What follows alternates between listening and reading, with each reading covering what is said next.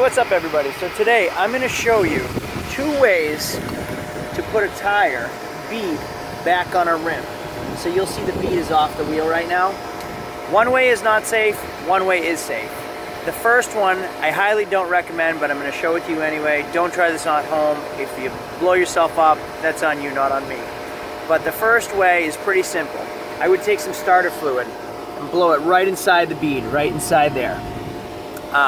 Put a bunch of starter fluid, but not too much, inside the tire. Light it, boom. It blows up, it pops the bead back on the wheel. It's unsafe, it's dangerous. If it's a big tire, you'll see the tire shoot up to the ceiling. Scary as all hell. Don't do it, but it does work if you use the appropriate amount of starter fluid, ether, inside the tire. The second is I'm going to take a tie strap, wrap it around the tire. So I'm just going to wrap it around the tire and keep cranking it. And cranking it until it puts enough compression on the tire to kind of pop it out and on both sides. And then I'm going to put air in it to fill it up. So that's the second way, the safest way, and it will work as well. All right, the first way I don't recommend doing this is with starting fluid. And it's kind of your last resort. So your tire's off your bead, you can't press it back on.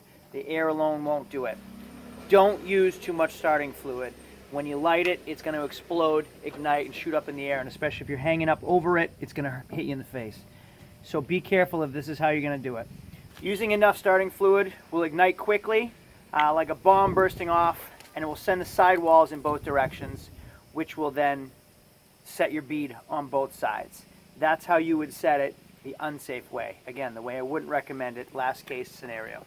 First, take the appropriate amount of starting fluid, spray it inside, and then ignite.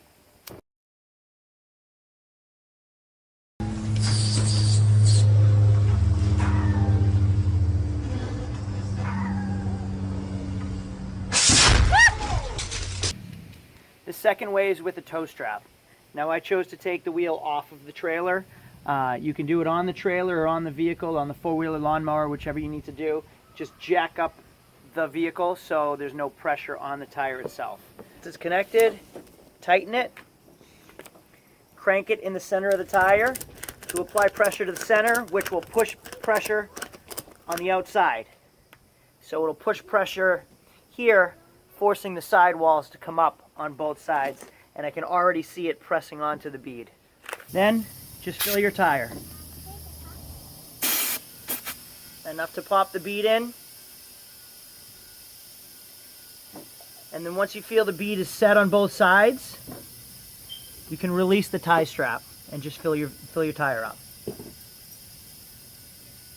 Typically you'll hear a pop on both sides, which is when your bead is set on both sides. I can see visually that it's already set, so I can release the tie strap. My tire is set on both sides. Fill the tire, and you're done. So now I've set the bead on my trailer tire.